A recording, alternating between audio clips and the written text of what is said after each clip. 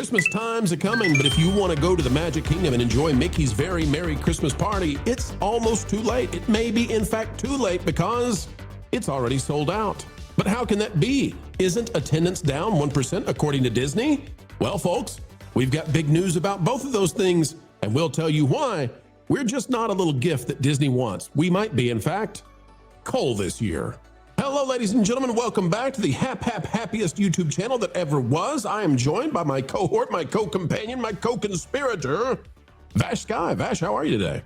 I am doing very, very well. It's that time of season, bro, when, the temperature gets low and people start putting up Christmas lights. It is a magical time. And from what I understand, a magical time at Walt Disney World as well. That's right. Folks, you can make it a magical time here by clicking that like button, and 'tis the season to be investigating. Vash, they're selling out Mickey's Very Merry Christmas thing, and cool for that, right? Good job, Disney. We're not all negativity. We're not trying to rain on their parade. This is a good thing for Disney. This is a fantastic thing. These are totally popular. There's a problem though, Vash, and we'll talk about it in just a minute. I'll explain why this actually is showing us something insane about Disney World. Vash, what's the article we've got here out of wdwmagic.com? Well, out of wdwmagic.com, we have last chance. Only one day left for Mickey's Very Merry Christmas Party 2025, one day ago, so maybe it's actually taken by now. But this article is basically saying that the 2025 season of Mickey's Very Merry Christmas Party at Walt Disney World is close to a full sellout. Now, bro, we've been keeping track on that park place. The litany of after-hours events at these various parks. I believe now we have at least two, right? We have Mickey's Very Merry Christmas Party at Magic Kingdom, and we also have Jollywood Nights at Disney's Hollywood Studios, correct? That's right. And Jollywood, of course, is nowhere near as popular as this one, and we understand why. The castle is the backdrop. Even if they don't have the little Italian imported twinkling lights, sorry, Clark, they don't have the dream lights up this year, but they might return. But the deal here, Vash, is, these are resoundingly popular, and they're difficult to get into, and it's a locals kind of thing, right? Right. Disney makes a ton of money off this. This is part of the reason that revenues are up for the year. But Disney's attendance for fiscal year 2025 was down by 1%, according to Bob Iger. There may be some new stuff on the way real soon with that. In fact, it may be even out by the time this video comes out. If it's out, you'll know what it's about. We'll be talking about it. But officially, attendance is down 1%. Now, Vash, here's what we know, because attendance has been reported as being down 1%, while these things are selling out, whether it's Mickey's Not So Scary or Mickey's Very Merry Christmas, or whether it's even the after-hours parties at Magic Kingdom. There's tons of these now. What we know now, Vash, is that if those are selling out, which would mean that they're at capacity. I mean, think about that. This is a second ticketed event that is completely at capacity. Nobody else can get in there. Vash, what that means is, if you have events, and these are kind of part of the attendance for Magic Kingdom, if you have events where they effectively are a day that it couldn't be more crowded, there's no space, it's over. That's it. We can't get any more people in here, shoulder to shoulder. Vash, what that means is that regular normal days must be very uncrowded if you're adding all of these at capacity events, and yet your attendance is dropping by 1%. Now, what that also means, Vash, is that perhaps, although these are at capacity and people love them, they might be damaging the overall experience, because what happens is, when you have a day where they have these after-hour events or after-party events, they close Magic Kingdom at like 6 p.m. Right. Nobody buys a ticket for that day because they don't want to go and be shooed away at 6 p.m. So it's kind of this catch-22. It's a Chinese finger trap. It's a very strange thing. I don't know if they should start them later and leave them open. I don't know how you could, right? Start it at 8 p.m. and leave it open until 3 a.m. I don't know, but something needs to give here, because if you've got all of these, and it's a ton of them, if you've got all of these at capacity, yet your overall attendance is in decline, something's out of line, and you got to recalibrate. Yeah, I think when this whole thing started, it was like, okay, well, now we get to sell the park twice, right? We can sell the park during the regular day, and then we can have these extra after events right here that we can sell the park again that day. But, these parks used to have longer hours, and these extra events were actually held at very late nights in order to not cannibalize the regular day guests.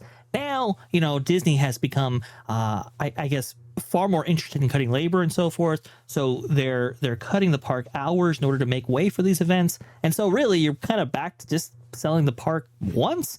But I suppose if you're getting locals to actually go, now you're getting a ticket from them. Maybe they have an annual pass, and maybe you're doing it that way. But like you said, bro, it is kind of a catch-22 because now you're kind of killing your regular day in order to support these things. We've seen this effect out in Disneyland to the point where a lot of Disneylanders will tell you, hey, look, listen, if you have an after hours party over there at Disneyland or at Disney California Adventure, like Oogie Boogie Bash, for example, you're encouraged not to buy a day or not even go that day because of those events taking place. I believe that's also the same advice that they give Walt Disney World as well. So I don't know. I mean, look, there's definitely a benefit to having these parties, but like you said, if you're going to have them, maybe they should not cut into the day as much as they do for the regular day guest.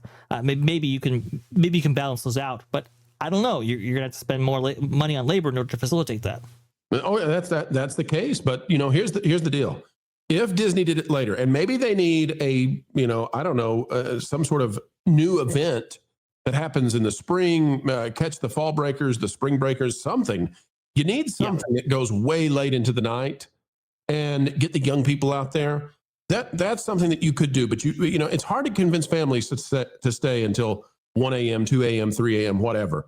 But there's got to be a way to both save the experience in the regular day and have these after-hour events.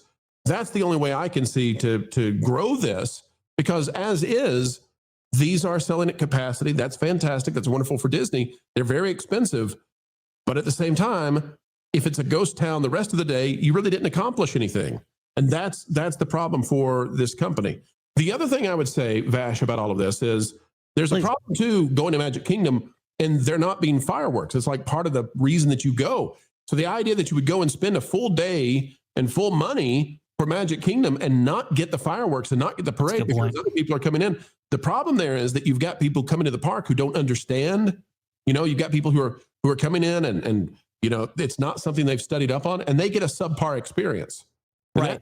So that's not great either. But listen, I love that these events are highly themed and that they're catered towards people in a way that they love. I'm fully on board with that. I love that people love this. I want Disney to do more of it, but there's got to be a balance here in how they do it. Fair? Yeah. Oh, absolutely. I think that's completely fair. It's very, very interesting. At Disneyland, they tried with having a Christmas time party. It didn't really work. And a lot of that festivities, like the fireworks, for example, the parades, all that's kind of included with your day if you happen to go during that time. Whereas Walt Disney World is very different, where you don't necessarily include the parade for a regular day guest. You don't necessarily include the fireworks either. And so, yeah, I think you could. Man, it's so interesting because you want to still sell those after hour events.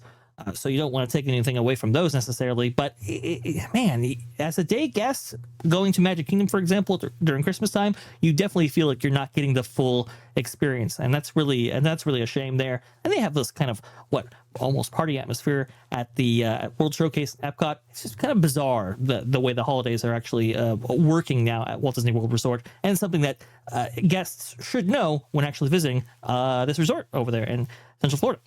Yep. I think having Animal Kingdom stay open late. I'm hearing that a drone show may be in development for Animal Kingdom. I think that would be great for accomplishing what they need. I also think that moving these after-hour events until 8 p.m. I think that 8 p.m. and go till 3 a.m., right? You're going to have smaller crowds at the end of it, but I swear, I think they would sell. I think they'd hit capacity at 8 p.m. I really do. And then you don't have to kick the other guests out of the park at quite the same time. That would be a good thing. Folks, that's where we'll leave it for now. You let us know what you think about all this. And I got to say, Vash, I haven't seen this B-roll all the way through before. I know one of our reporters was on the ground and took this B-roll for the Christmas this year. I had not seen it yet. I love the little family that was waving at our reporter. Folks, if you're that person, if you're watching this and going, hey, wait, honey, that's us. That was just too awesome. We love you guys. Get out there and have a good time, folks. All right, it's time. Help us have a good time by clicking the like button, share, subscribe, click it, stick it to the algorithms. It is the notification bell. Drop a comment down below. Let us know your thoughts. And until the next time, it's your pals at TPP, where all the news could be fun. Thanks for watching That Park Plays News. For more information, consider checking out www.thatparkplace.com.